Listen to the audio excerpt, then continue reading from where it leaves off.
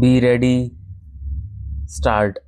Learned Council for the District Cooperative Banks, however, submitted that the Reserve Bank of India must assure that the entire amount offered by the district cooperative banks for exchange after due verification in the form of demonetized notes will be duly replaced by commensurate amount of legal tender notes contemporaneously.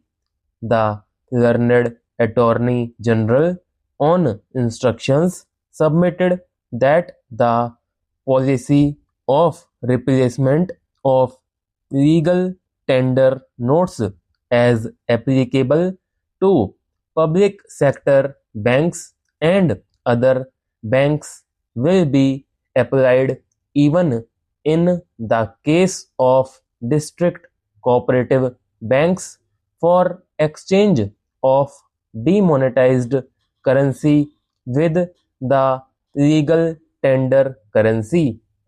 We accept the assurance given by the learned Attorney General in this behalf.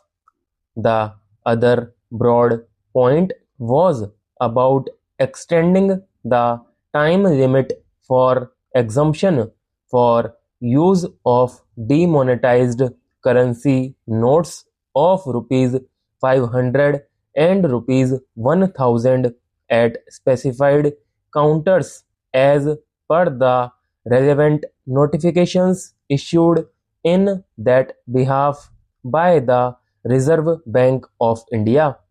It was contended that the exemption period provided in the concerned notification is expiring.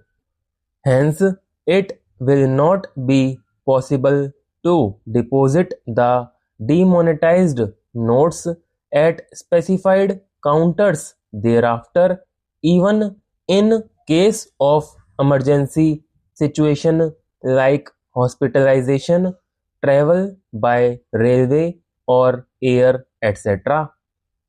In our opinion, whether the exemption period should be extended or not must be best left to the judgment of the government of the day, with a hope that the government will be responsive and sensitive to the problems encountered by the common man.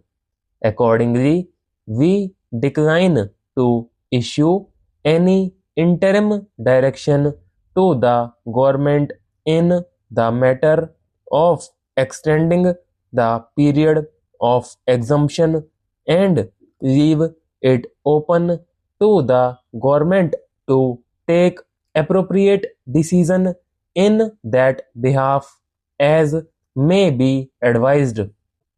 The other serious grievance made by the petitioners is about the denial of right to withdraw the prescribed amount of rupees 24,000 per week per account holder in spite of notification issued by the Reserve Bank of India permitting such withdrawal.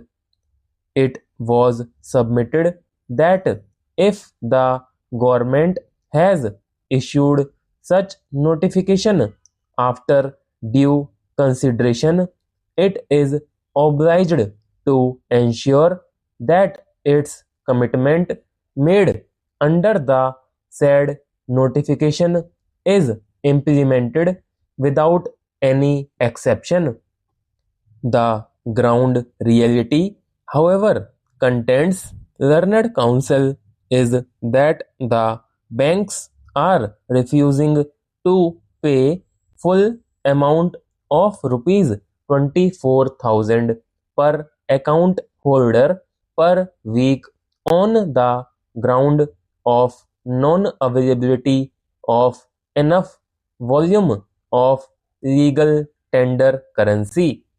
According to the learned Attorney General, the government has already made it amply clear that it would take around 50 days time to streamline the cash flow. That period is still not exhausted. He submits that as of now, the Reserve Bank of India has been able to infuse around rupees 5 lakh of the new legal tender notes in the form of rupees 500 and rupees 2000. That is almost over 40% of the amount of demonetized notes already deposited with the banks. Further, the authorities are working to the best of their ability to diffuse the crisis of cash flow situation by printing new notes. It is further submitted that for the nature of decision taken by the government to unearth the black money or unaccounted money and to dry up the terror fund and defeat the attempt of circulation of large scale counterfeit currency, maintaining complete secrecy of such a decision was imperative. For that reason, new currency notes could not be printed well in advance.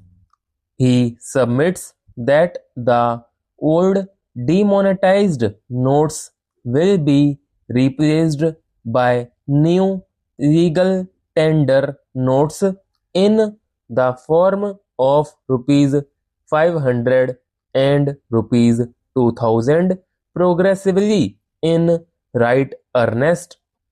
Considering the stand taken by the learned Attorney General, we may commend to the authorities to fulfill their commitments made in terms of the stated notification permitting withdrawal of rupees 24,000 per account holder of the bank per week to the extent possible and review that decision periodically and take necessary corrective measures in that behalf.